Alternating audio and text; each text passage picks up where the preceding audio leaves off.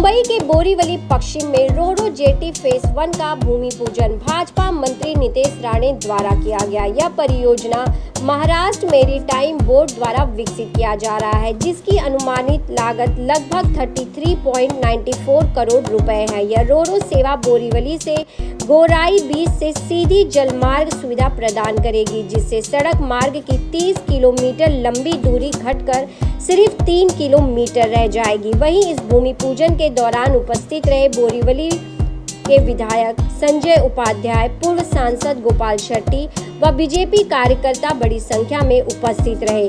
वहीं मीडिया से बातचीत में नितेश राणे ने राज ठाकरे और उद्धव ठाकरे पर भी तंज कसा और साथ ही झांगुर बाबा विवाद पर भी अपना बयान दिया। तो देखिए क्या कुछ कहना था नितेश राणे का भूमि पूजन के दौरान मीडिया से बातचीत में।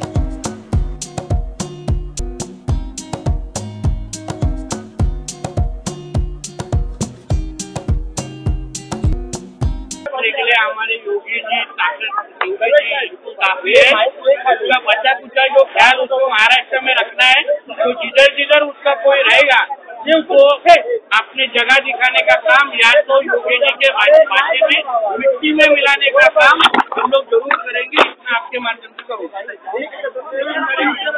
से रोरो सर्व्हिस बोरिवली जेटीची, ज्याच्यामध्ये गाड्या सकट प्रवास इथून करू शकतात।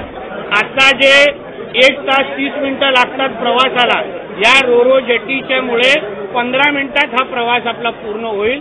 त्यासाठी स्थानिक आमदार आमचे संजयभाई उपाध्याय असतील, आमचे माजी खासदार गोपाल शेट्टी साहेब असतील, आमचे लोकप्रिय खासदार पियुष गोयल साहेब असतील आणि प्रामुख्याने आमचे मुख्यमंत्री देवेंद्र फडणवीस साहेबांनी या सगळ्या लोकांनी आमच्या महाराष्ट्र मेरीटाइम बोर्ड आणि आमच्या बंदर विकास खात्याला जे काही सहकार्य केलं, त्याच्यामुळे ही जेटीचं आज भूमिपूजन झालेलं आहे। आणि जे भूमिपूजन भारतीय जनता पक्षाच्या काळात होतात त्याचं उद्घाटन पण भारतीय जनता पक्षाच्याच सरकारच्या काळात होतात, म्हणून तुम्हाला ॲडव्हान्समध्ये त्याचंही आमंत्रण देऊन ठेवतो।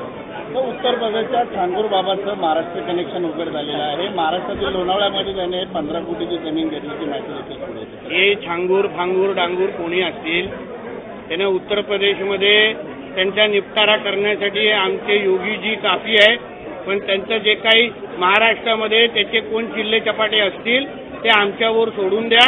आम्हाला त्यांना मिट्टीमध्ये मिळवण्यासाठी आम्ही सक्षम आहोत, माहिती घेऊ आणि पुढचा कार्यक्रम करू। नोटीस आलेली आहे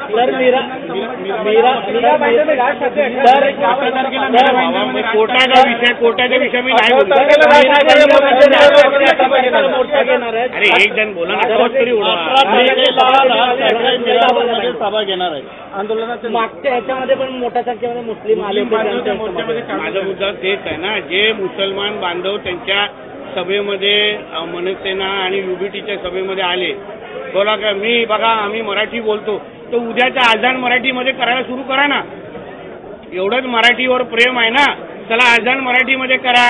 सगळ्या मदरसामध्ये उर्दू बंद करून टाका आणि तिथे मराठीमध्ये शिकवा, मराठी सक्ती करा, तेव्हा आम्हाला कळेल तुम्ही मराठी आणि महाराष्ट्रावर प्रेम करणार आहात।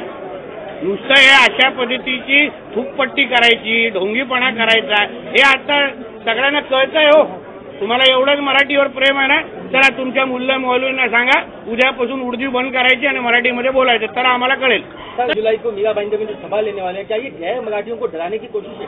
देखिए कोई किसको डरा सकता नहीं। हमारा हिंदुत्वरी विचार की सरकार देश में भी है और राज्य में है। हम लोग होते हुए कोई भी हिंदुओं को डरा सकता है नहीं।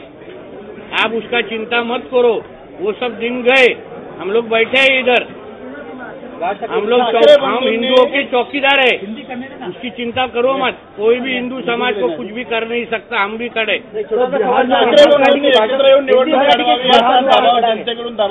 ठाकरे महापालिकेची निवडणूक एकत्र येऊन लढवावी असा दबाव जनतेकडून वाढतोय। कुठली जनता? हा मातोश्रीची काय कलानगरची कुठली जनता? कारण जनता तर आमच्या बरोबर आहे। 9 महिन्या अगोदरच आम्हाला 9 ते 10 महिन्या अगोदरच ह्या महाराष्ट्र सरकारला याच महाराष्ट्राच्या जनतेने निवडून दिलेलं आहे। आम्हाला काय पाकिस्तानच्या लोकांनी निवडून दिलं नाही, तर कुठली जनता?